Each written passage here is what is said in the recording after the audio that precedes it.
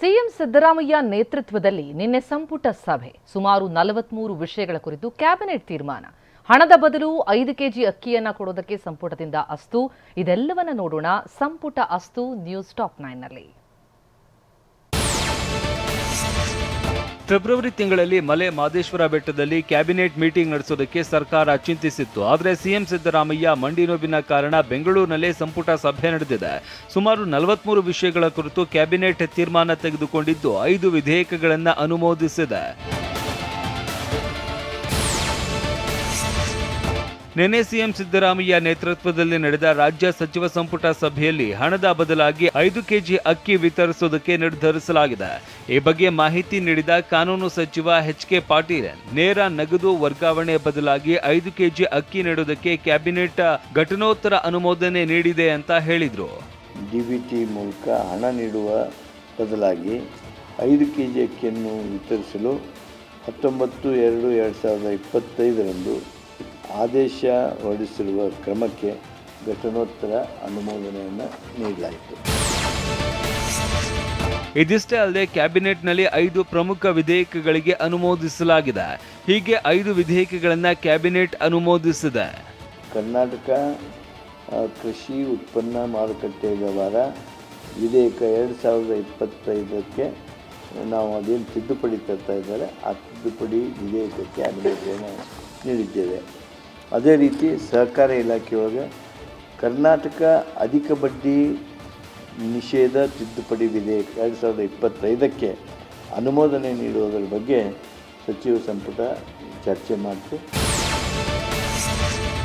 ಇದಿಷ್ಟೇ ಅಲ್ಲದೆ ಬೆಳಗಾವಿಯ ಅಥಣಿ, ಬಾಗಲಕೋಟೆ ಜಿಲ್ಲೆಯ ಮುಧೋಳ ತಾಲೂಕಿನಲ್ಲಿ 50 ಹಾಸಿಗೆಗಳ ತಾಯಿ ಮತ್ತು ಮಕ್ಕಳ ಆಸ್ಪತ್ರೆ ನಿರ್ಮಾಣ ಕಾಮಗಾರಿಗೆ 37.98 ಕೋಟಿ ರೂಪಾಯಿಗೆ ಆಡಳಿತಾತ್ಮಕ ಅನುಮೋದನೆ. ನವೋದ್ಯಮಗಳಿಗೆ 75 ಕೋಟಿ ಮೊತ್ತದ beyond Bengaluru cluster seed fund ಸ್ಥಾಪನೆಗೆ ಕ್ಯಾಬಿನೆಟ್ ಅಸ್ತು ಎಂದಿದೆ.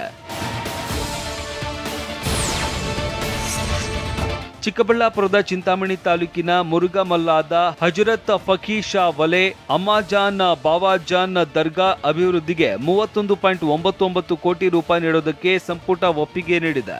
ಜೊತೆಗೆ ಹಾವೇರಿ ಜಿಲ್ಲೆ ಶಿಗ್ಗಾಂವ್ ತಾಲೂಕು ಗುಡ್ಡದ ಚೆನ್ನಾಪುರ ಗ್ರಾಮದ 2 ಎಕರೆ ಗೋಮಾಳ ಜಮೀನನ್ನ ಹೊರಬೀರಲಿಂಗೇಶ್ವರ ಸೇವಾ ಸಮಿತಿಗೆ ಮಂಜೂರು ಮಾಡೋದಕ್ಕೆ ಕ್ಯಾಬಿನೆಟ್ ಅನುಮೋದನೆ ನೀಡಿದೆ. ಅರಮನೆ ರಸ್ತೆಗೆ ಸಂಬಂಧಪಟ್ಟಂತೆ ರಾಜಮನೆತನಕ್ಕೆ ಟಿಡಿಆರ್ ನೀಡುವ ವಿಚಾರದಲ್ಲಿ ಸರ್ಕಾರಕ್ಕೆ ಸುಪ್ರೀಂ ಕೋರ್ಟ್ನಲ್ಲಿ ತೀವ್ರ ಹಿನ್ನಡೆಯಾಗಿದೆ.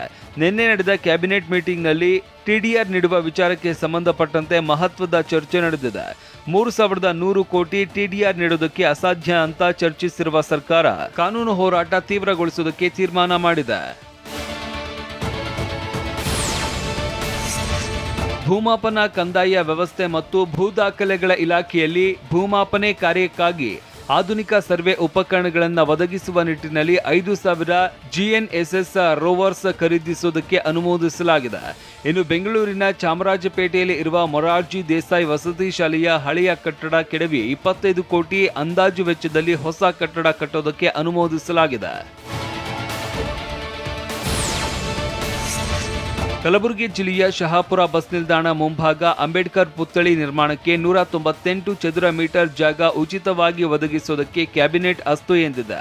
ಇನ್ನು ಧಾರವಾಡ ಜಿಲ್ಲಾ ಕಾಂಗ್ರೆಸ್ ಕಚೇರಿ ನಿರ್ಮಿಸುವುದಕ್ಕೆ ಹುಬ್ಬಳ್ಳಿಯಲ್ಲಿ ಜಮೀನು ಮಂಜೂರಾತಿಗೆ ಕ್ಯಾಬಿನೆಟ್ ಅನುಮೋದನೆ ನೀಡಿದೆ. ಇನ್ನು ಬೆಂಗಳೂರಿನ BWSSBಯ 199 ಕೋಟಿ ಅಂದಾಜು ಮೊತ್ತದ ಯೋಜನೆಗೆ ಅನುಮೋದನೆ ನೀಡಲಾಗಿದೆ. ಬೆಂಗಳೂರು ನೀರು ಸರಬರಾಜು ಒಳಚರಂಡಿ ಮಂಡಳಿಯ ಜಾನ್ಸನ್ ಮಾರ್ಕೆಟ್, ದೊಮ್ಮಲೂರು, ಮಚಲಿಬೆಟ್ಟ, ಹಲಸೂರು ಸೇವಾ ಠಾಣೆಗಳ ಪ್ರದೇಶವಾರು ನೀರು ಸರಬರಾಜು ವ್ಯವಸ್ಥೆಗಳ ಆಧುನೀಕರಣ ಮತ್ತು ಮರು ರೂಪಿಸುವ ಯೋಜನೆಗಳಿಗೆ ಅನುಮೋದಿಸಲಾಗಿದೆ.